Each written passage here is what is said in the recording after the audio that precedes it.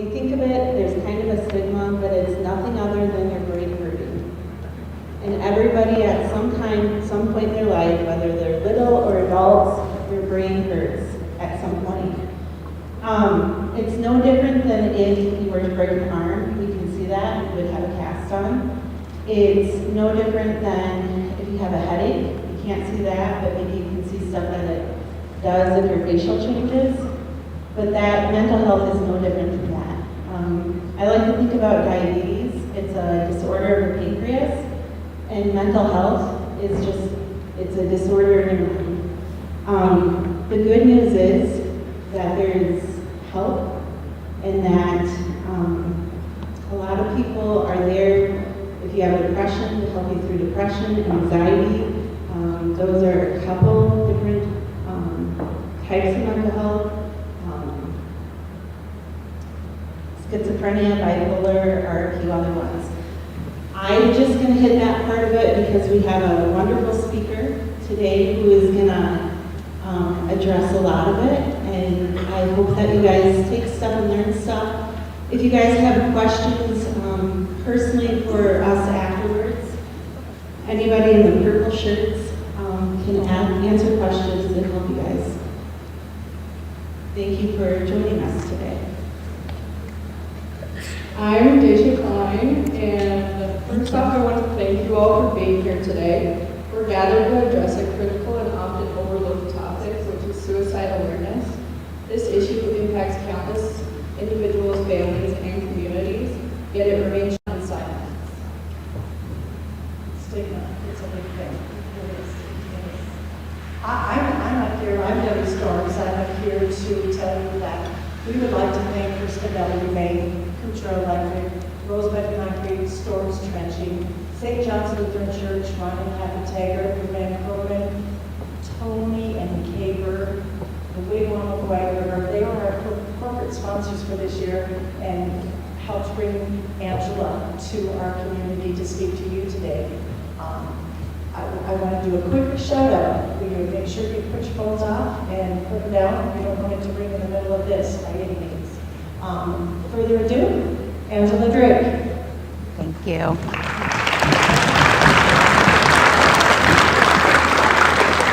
Wow. Okay. When I'm nervous, I like to take a big, deep breath. You guys want to do that with me for a minute? I need your help. Ready? Oh, all right. All right, we're all loosey-goosey. We're ready to learn a few things. So first and foremost, my name's Angela Drake. I've been a loudmouth my whole life. I don't often need a microphone. Growing up, my report card every semester said, talks too much. Who else in here has that on their report card? All right, you are my people. You understand. Now, while I was a child, my loudmouth did not serve me very well. Landed me in the principal's office from time to time. But when it's needed, when I became a mama, my loudmouth got bigger and bigger to help my kids. And then sadly, I did become the loudmouth mama through grief. We'll talk a little bit about that. So I'm a very proud mother of two gorgeous girls. The night my oldest daughter, Brittany on the right here, was born, my grandmother said, you have to call me when she's born, no matter what. Well, we do what Grandma says, right?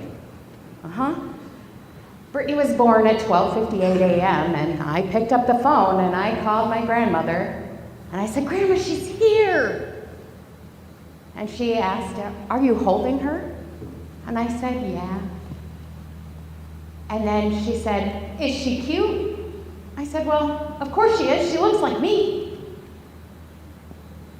And then my grandmother gave me a lovely piece of advice that I'm sure your parents live by as well. Every day she's gonna be cute. Some days, she's gonna be lucky she is. When you become a parent, that'll be funny, I promise. So throughout my child's life, I began putting armor on to go to war and battle for the things that they needed. one piece at a time. Brittany began to struggle with her mental health around the age of 13. And that armor became more and more and more as she needed more help to fight her illness. She was the all-American girl. She loved to go jet skiing out at the lake, playing softball in the summer, and she was a goalie for her hockey team. She also loved fun things like McDonald's French fries and Shamrock Shakes. And if you know anything about Shamrock Shakes, they only come out once a year in March. So, being the loudmouth mama that I am, I had to learn to make them because we needed them way more often than that. Throughout Brittany's battle, my armor became bigger and bigger, and my loud mouth even louder, to fight for the things that she needed. We fought through many treatments and therapies and medications. And through it all, she wore a beautiful mask. On the ice, she wore a goalie mask. On the softball field, she was a catcher. She'd always say, "It doesn't feel right unless things are being thrown at me."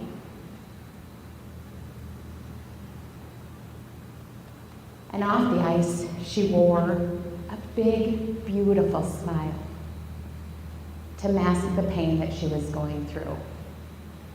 She would always say she didn't want others to know how much she was fighting in her own head, but she was there to help all of her friends carry their heavy burdens.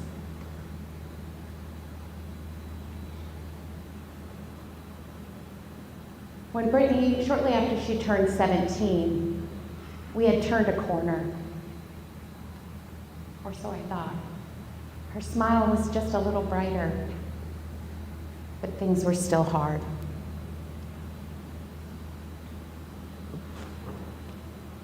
Even though that darkness took her brain over, she approached the world with that bright smile,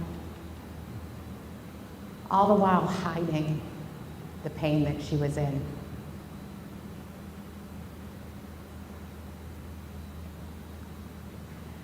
And after 17 years, 11 months, and 24 days, Brittany's battle was over.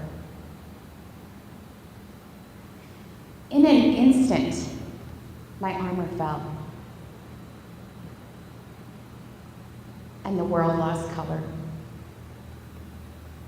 And I never thought I would be able to move on again. That next morning, I woke up in the hotel, and I didn't think I'd ever get out of bed again. I screamed at the big man up there quite loud. I was pretty angry.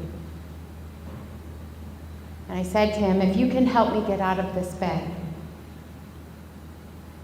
I will do anything I can with this loudmouth that you need me to do."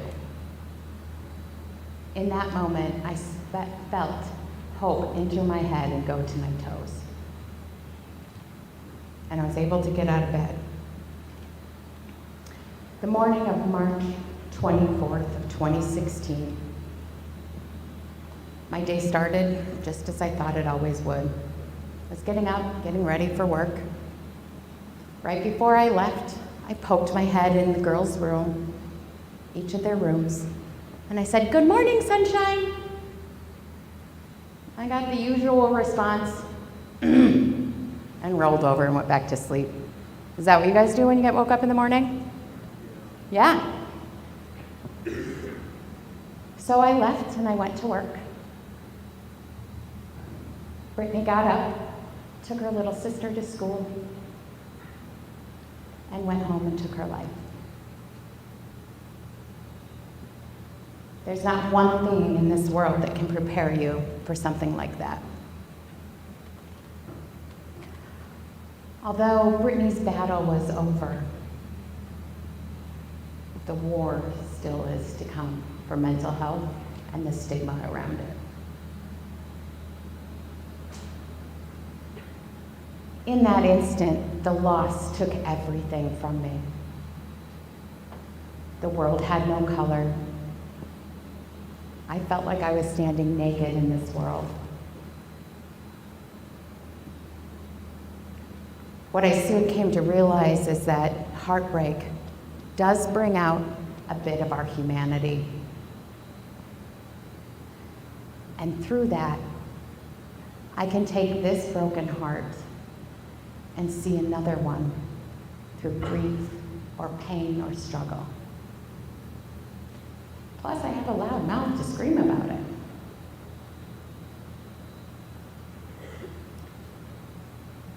I'm not standing here to tell you a little bit about our story, asking you for sympathy or for anything other than so that somebody else knows that they can speak up too.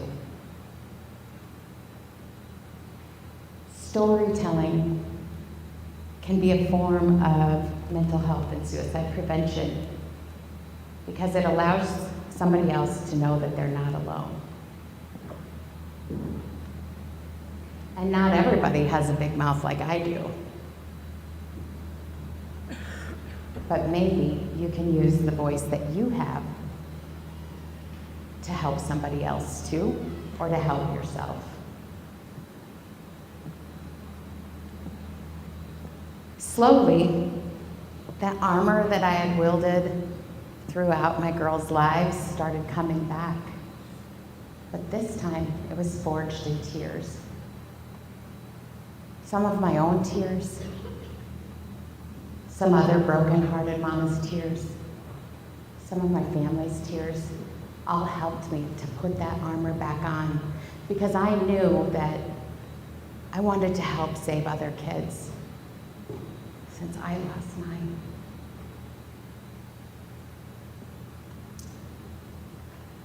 Some of the lessons that I've learned along the way is what we're going to talk about next.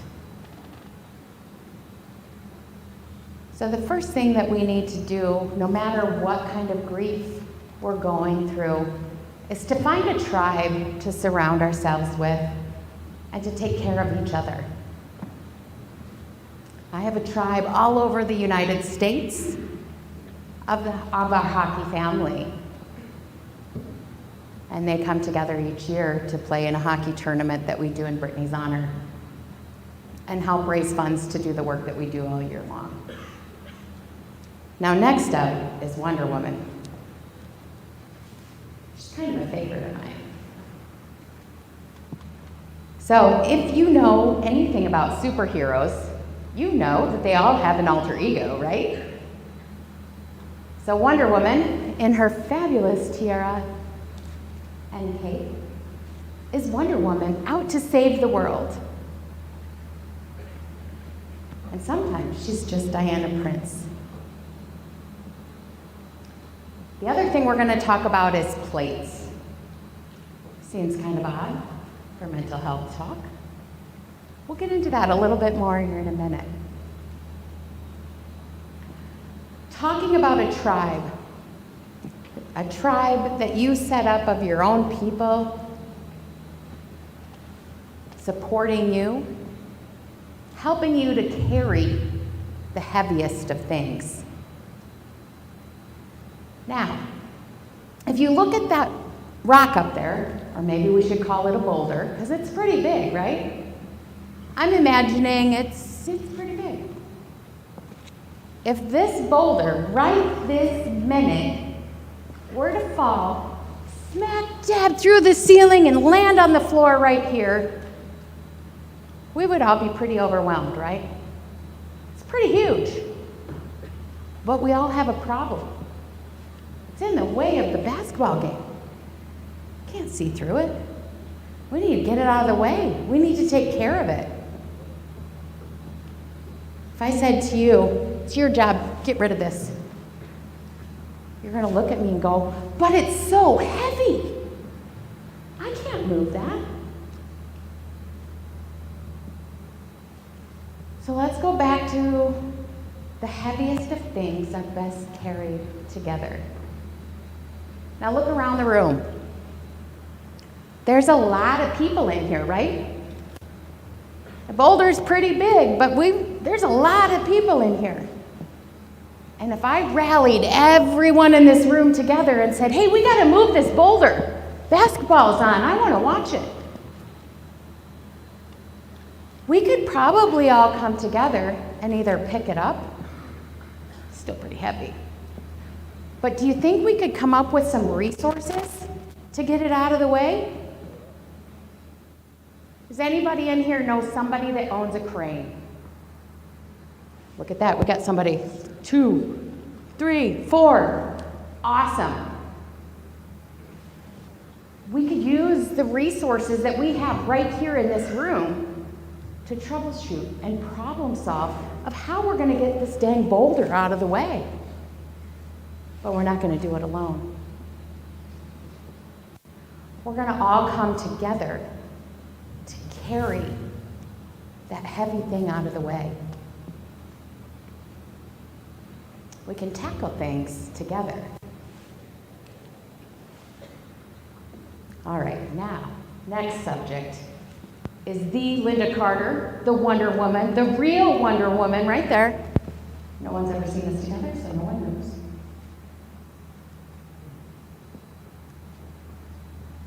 So if we take a minute when we're having a heavy day or a rough day or we got a big test that we're nervous about or right before I walked into this room to stand in front of all of you and do that superhero pose, take a deep breath. Gosh, that feels good. And you feel empowered. And if you've got that tiara and that cape on, gentlemen, maybe you are Batman, maybe Spider-Man, I don't know. Whoever your superhero is.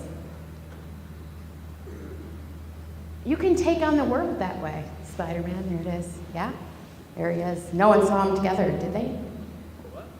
Have you ever been in a room with Spider-Man before? No? Okay. But some days, wearing that tiara and that cape is heavy. Someone put it down. Wonder Woman's alter ego is Diana Prince. Batman is Bruce Wayne. Spider-Man's alter ego is Peter Parker. Do you know why a superhero needs that alter ego? We need a break from time to time, right? Same with us. We're all superheroes day to day, but sometimes we just need to take a break. It's also called self-care. So, self-care doesn't have to be 2 days at the spa, but if you're buying, I'm ready to go. So you just let me know who's going. Yeah? Gonna go to the spa? A couple days at the spa sounds pretty great, right? But that can be overwhelming too. That's a long time. So what we want to focus on is every day, how do you fit in a little bit of time for you? How many of you in this room have a best friend? Somebody you don't want to let down, right? If you make a promise to that person, come heck or high water, you're not breaking it, right? You're going to do everything you can to keep your promise. What about if you make a promise to yourself? Doesn't seem as important, does it? I can do it tomorrow. I'll do it next time. But if you promise yourself that you're going to take 5 minutes each day for just a little bit of something for you, doesn't seem so overwhelming. And you can take care of something that you need. Now that might mean waking up 5 minutes earlier to meditate a little bit, get ready for your day. Take a breath. That might mean grabbing your puppy or your kitten to snuggle up. That's pretty great, right? Who doesn't love that? It could also, let's visualize this one. Close your eyes. Think of that song that you love to listen to that you don't want anybody else to know that you listen to. You got it? You're singing it in your head right this minute, right? What if you played that song full blast, rocking and rolling, earbuds or not, and you start shaking your butt in the kitchen, right? It's another great way just to take a quick break for just you and take care of yourself.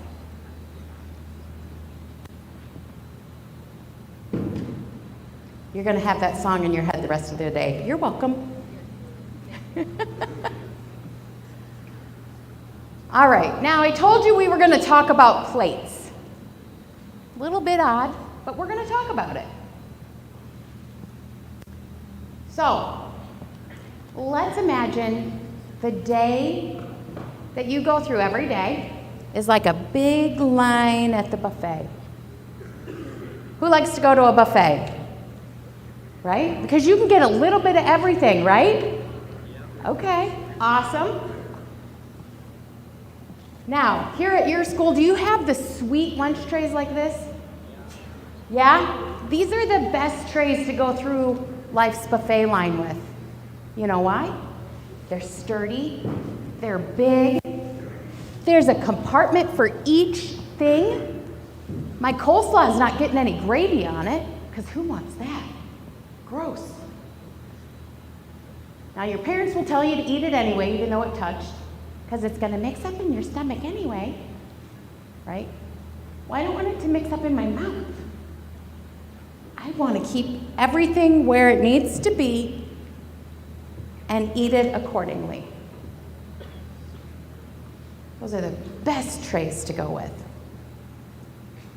Next, we have the regular plate. Open up your kitchen cabinet. We got that round dinner plate. It's pretty good, right? It's all right, it's pretty sturdy. Oh, my coleslaw is going to get some gravy on it, so I've got to leave that piece there where they touched alone. I'm not eating that. But we can still keep a lot of things on the plate. We can manage that. It's sturdy. It's going to stay on there. We can get through the day pretty well. What if you have a little tiny plate like this? Still sturdy, just small. Not going to fit very much on there, but we can make it.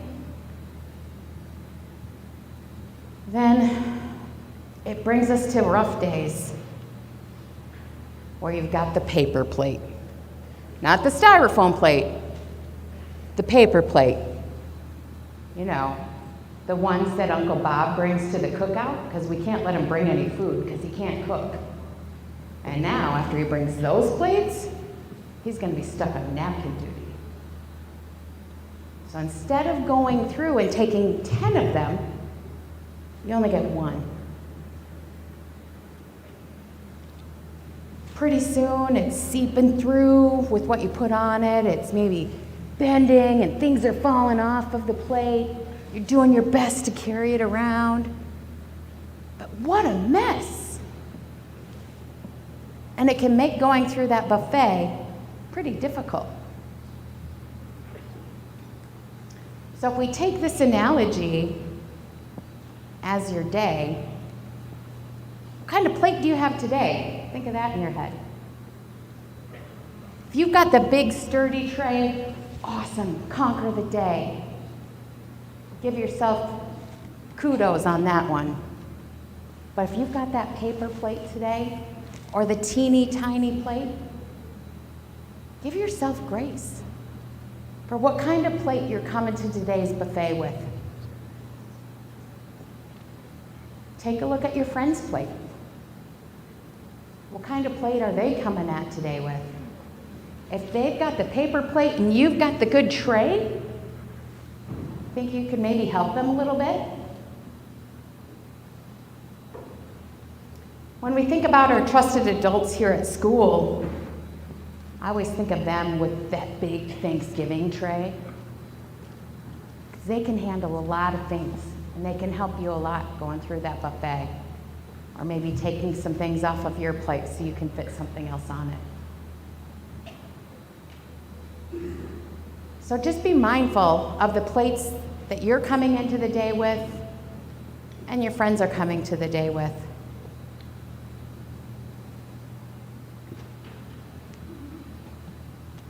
So superheroes is kind of a theme of mine. I kind of like them.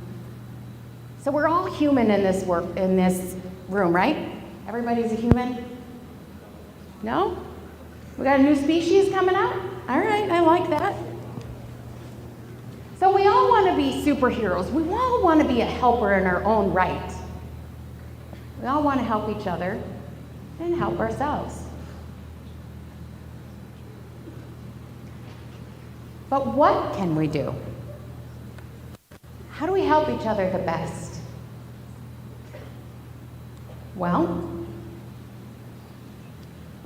part of that is start a conversation. We're going to talk about a friend of mine named Sally. She's been having a rough time lately. Doesn't really seem like herself. Isn't really hanging out as much anymore. But I'm worried about her. So you think it would be best if I walk into geometry and say, "Hey Sally, how you doing? You seem pretty sad lately. You doing all right?" That's what she's gonna say.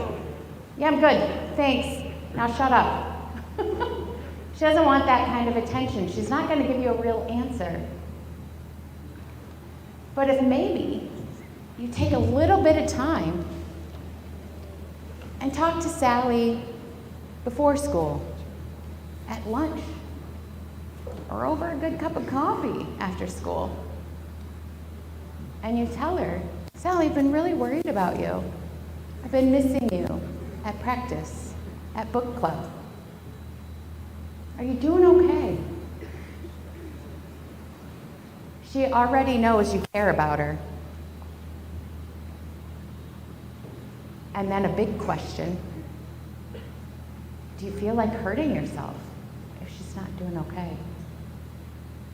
Do you feel like you might take your life? That's a big question. So you're holding your breath for the answer.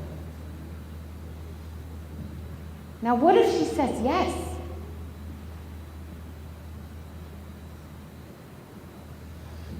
If she says yes, she just told you she's not feeling okay. I've heard throughout my day here that we've had a couple broken arms around the school. Right? There he is. There's one. So when you broke your arm, did your friends come near you? Come around and help you? No? You just dealt with it by yourself? So if you were there when somebody broke their arm, would you go and get some plaster of Paris and put a cast on it and fix it yourself? And not tell anyone? I don't think that's going to go very well, right? But what we need to do is get them to the help. Whatever they're battling or whatever they're struggling with, whether it's a broken arm or something in their brain, we want to get them to the help. So we're going to reach out and get them the proper care for what they're going through. It's not your job to fix it. That's when you want to reach out to one of those trusted adults for help. This could be your parents, could be a really cool aunt or uncle, a funkle. Could be a teacher, a neighbor, somebody you can trust to know that they're going to help get to the help. So when your arm is broken, You're going to go see the doctor, get it put back together right. You don't want to have a crooked arm the rest of your life. You want to be able to move forward from where you're at. If you broke your arm, or you're struggling with something yourself, you want to reach out for that help. That's hard to do when you're in it, right? So as good friends and good neighbors, we also want to reach in to our friends that we're concerned about or worried about and help to get them to the help that they need.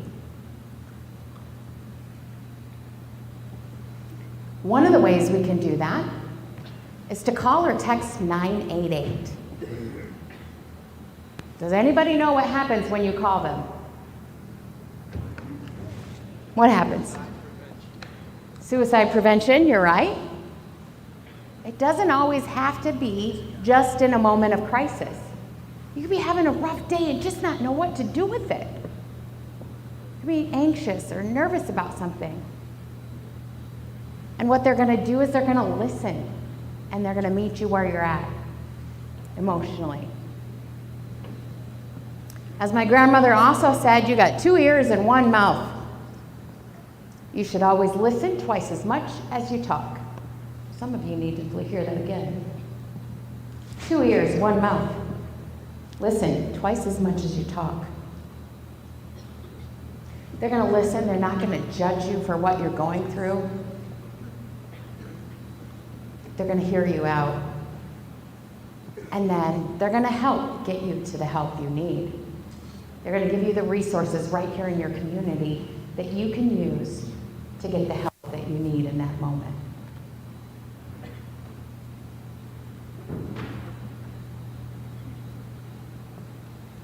Now, as a community, which from what I've seen driving around your cute little town, it's pretty great, pretty strong, pretty caring.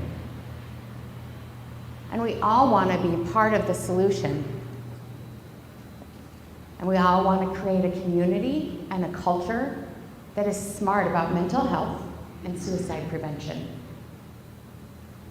And we can all do that together by putting together a suit of armor, one piece at a time. Maybe you're the one that's going to wear that armor and go into battle. Maybe you're going to help wield a piece for somebody else to wear to go into battle and stand beside them. Together as a community, we're stronger. And we can get more people to the help that they need if we can support them while they're doing it. You have some pretty great resources around here, I hear, as well, right? Yeah?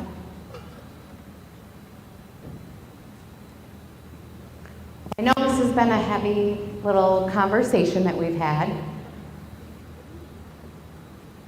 And I do want to thank you for coming in and being respectful and kind and listening. This is me and my girls now. I'm still a proud mama of 2 beautiful girls and always will be. And I'm always going to be a loudmouth.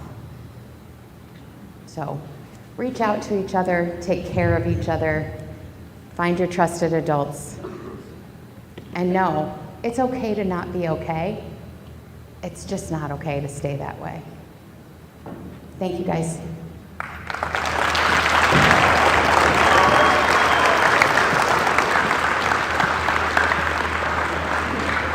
Thank you. For those of you who can, I know you got football practice, volleyball practice and such, but we're gonna do a butterfly release at 3:45 over at the Shorty McDonald Park. Signify hope and new life, and just do a nice little presentation about butterflies. For those of you who come, it's free. We got some cookies and something to drink, so maybe that'd be enticing to get you over here. Cookies. Yeah, cookies are always good. Thanks, guys. You're all too good. Thank you, kids.